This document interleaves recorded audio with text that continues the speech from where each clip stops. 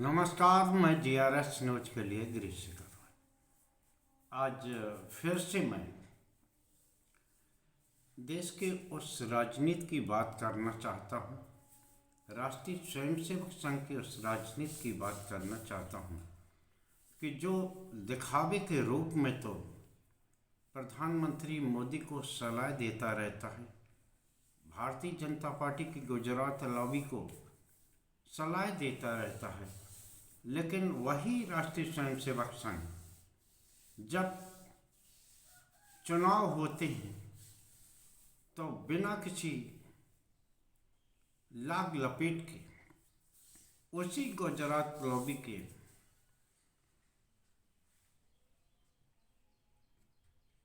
लिए चुनाव में काम करता हुआ दिखता है।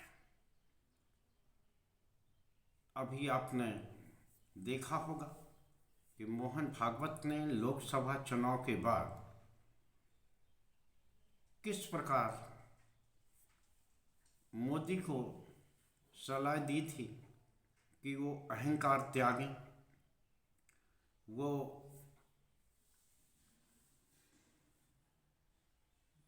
सेवक का कोई धर्म अहंकार का नहीं होता, यानी कि नरेंद्र मोदी खुद को प्रधानमंत्री के बजाय प्रधान सेवक कहलाने के लिए उन्होंने एक बार कहा था कि वो प्रधान सेवक हैं।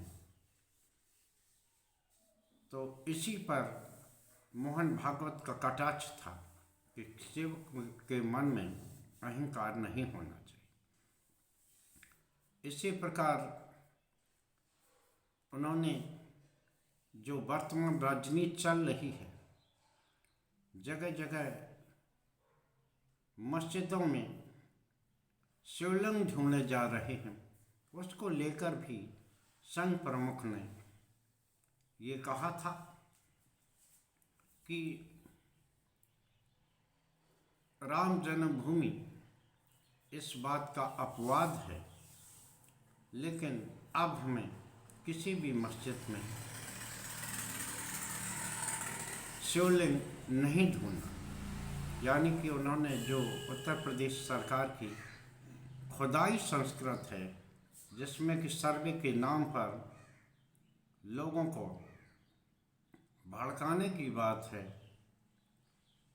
और सांप्रदायिक माहौल खराब करके हिंदू नेता बनने की छप है, उसको लेकर भी संघ प्रमुख ने ये कहा था कि कुछ लोग व्यर्थ के विवाद खड़ा करके खुद को हिंदू नेता के रूप में उभारना चाहते हैं। तो उनका स्पष्ट तौर पर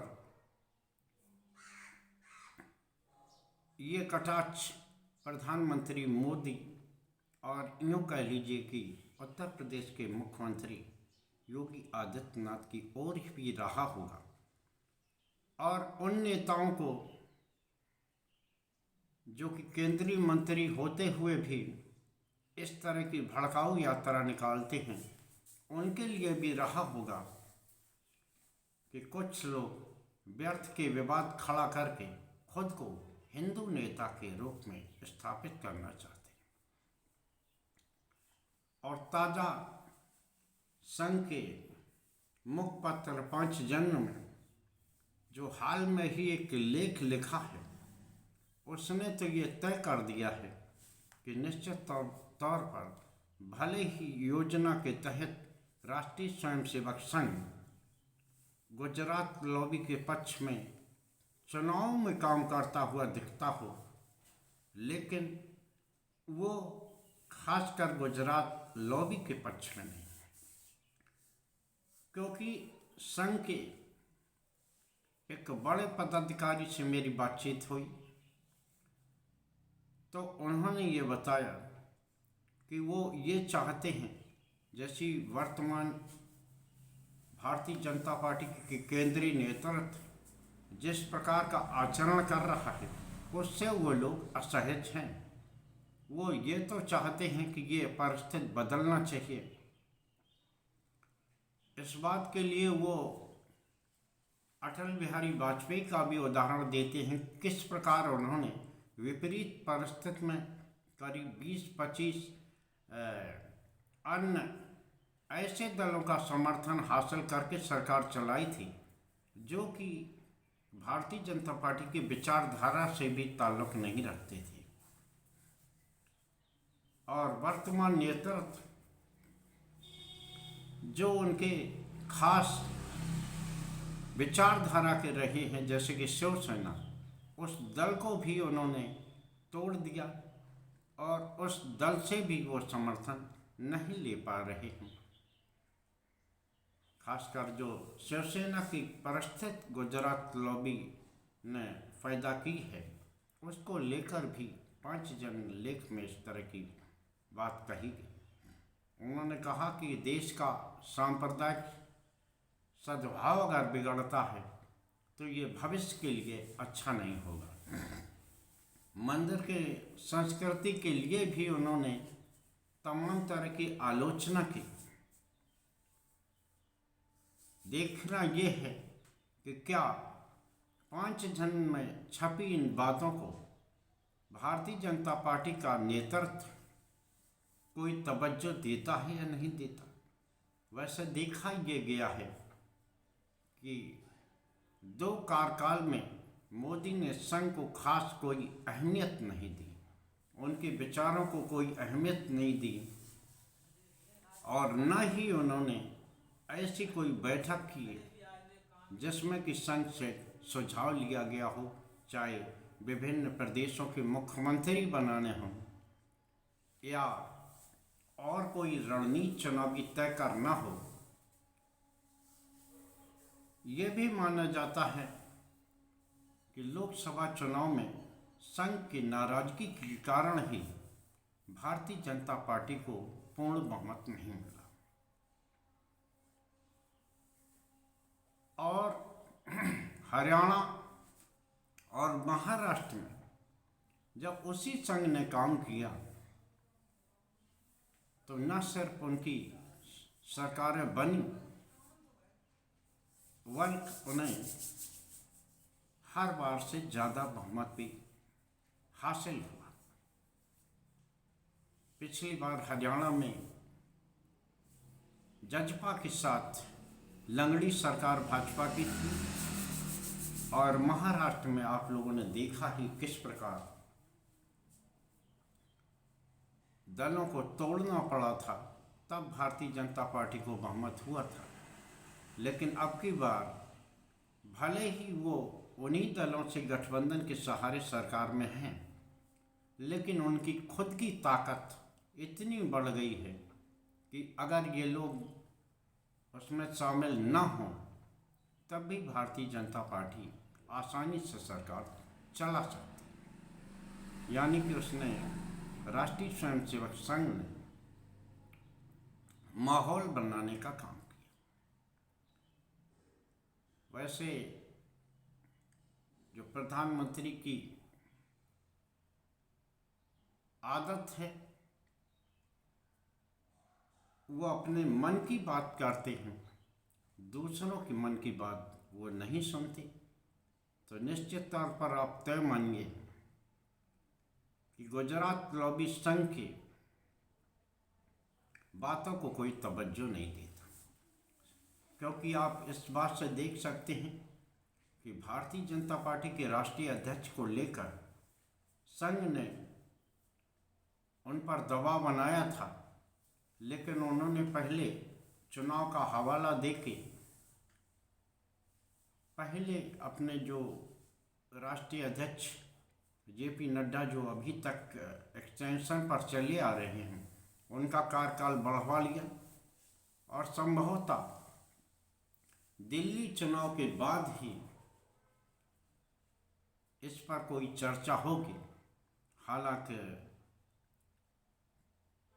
राष्ट्रीय स्वयंसेवक संघ ये संकेत दे रहा है कि वो